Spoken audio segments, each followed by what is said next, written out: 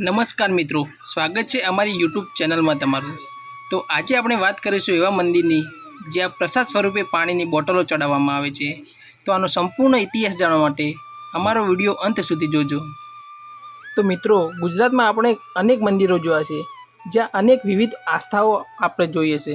શ્રીફળ, પેડા, સાકર, મીઠાઈ, સુખડી, સોનું ચાંદી અને રૂપિયા અનેક મંદિરોમાં આપણે ચડાવતા જોયા છે। પરંતુ આજે આપણે વાત કરીશું એવા મંદિરની કે જ્યાં પાણીની બોટલો ચડાવવામાં આવે છે। એવું અનોખું આસ્થાનું કેન્દ્ર બતાવવા જઈ રહ્યા છીએ જ્યાં ચડે છે ફક્ત પાણીની બોટલો અને એ પણ મિનરલ વોટર। તો ક્યાં અને કઈ જગ્યાએ આવેલું છે આ અનોખું મંદિર, તો જાણીએ આપણે એનો સંપૂર્ણ ઇતિહાસ। પાટણ જિલ્લાના ચાણસ્મા તાલુકાના વડાવલી ગામથી મોઢેરા જવાના માર્ગ ઉપર આપણી ગાડી પસાર થાય તો જમણી બાજુ સફેદ નાના ડુંગર જેવું આપણે દેખાઈ આવે। ગાડી જેમ જેમ નજીક જાય ત્યારે ચિત્ર સ્પષ્ટ થાય છે કે આ સફેદ ડુંગર એ કોઈ સફેદ પથ્થર કે સફેદ માટીનો નહીં પણ પાણીનો છે।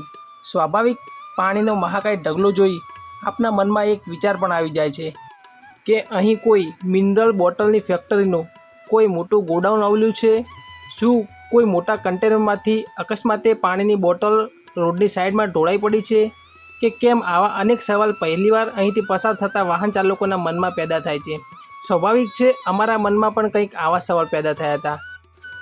આવા જ સવાલના જવાબો અને પાણીની બોટલનો એક દર્દનાક ઇતિહાસ જાણવા મળ્યો।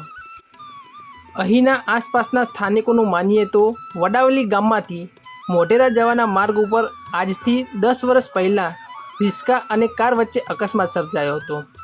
આ અકસ્માતમાં એટલો ભયાનક હતો કે રિક્ષામાં સવાર 6 જેટલા લોકોના કમકમટી ભર્યા મોત નીપજ્યા હતા, જેમાં 2 નાના બાળકો પણ સામેલ હતા।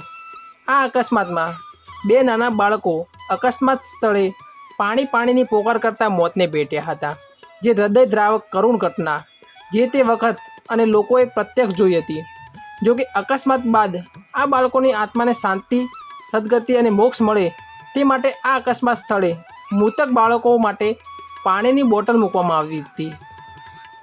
આ પ્રમાણે મૂકવામાં આવતી પાણીની બોટલ ઉપર અહીંથી પસાર થતા લોકોની નજર પડતા અને આ બાળકોની વાત લોકોમાં અને રાહદારીઓમાં પ્રચલિત થવા માંડતા 1ની 2, 2ની 4 એમ પાણીની બોટલોનું પ્રમાણ દિન પ્રતિદિન વધતું ગયું। ત્યારબાદ અહીં બાળ પૂર્વજ નામની એક ડેરીની સ્થાપના કરવામાં આવી। બાળ પૂર્વજ નામના બાંકડા મૂકી અહીં એક વિસામો બનાવવામાં આવ્યો। અહીં આવતા જતા વાહન ચાલકો પણ આ બાળ પૂર્વજની ડેરીએ પોતાની બાધા માનતા સાથે શ્રદ્ધા અને વિશ્વાસ રાખવા લાગ્યા।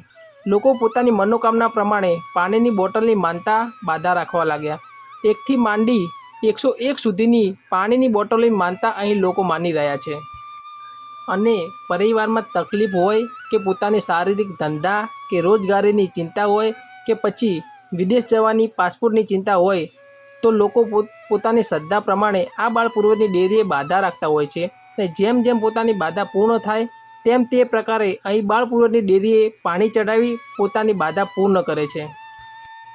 બાળ પૂર્વજની ડેરીએ એક નવાઈ પામે તેવી બાબત એ પણ છે કે અહીં વર્ષો જૂના પાઉચ પણ બગડ્યા નથી, સાથે ચડાવેલા પાણીના પાઉચ ફૂટ્યા પણ નથી। તો નીચે દબાયેલા પાણીના પાઉચ કે બોટલો આટલા ઢગલામાં દબાયેલા હોવા છતાં પણ વર્ષોથી કોઈ બોટલ ફૂટતી નથી। તો ખૂબ મહત્ત્વની બાબત એ છે કે અહીં મિનરલ બોટલના હજારો કેરેટ પડ્યા હોવા છતાં પણ એક પણ પાણીની બોટલની ચોરી અહીં કોઈ કરતું નથી। પાણી સિવાય કોઈ પણ જાતનો પ્રસાદ અહીં ચડતો નથી। ઘણા લોકો પોતાની આસ્થા સાથે અહીં પાણી ચડાવવા આવી રહ્યા છે, તો ઘણા વાહન ચાલકો કુતૂહલવશ થઈ પાણીની બોટલના ઢગલાનો ઇતિહાસ જાણી રહ્યા છે।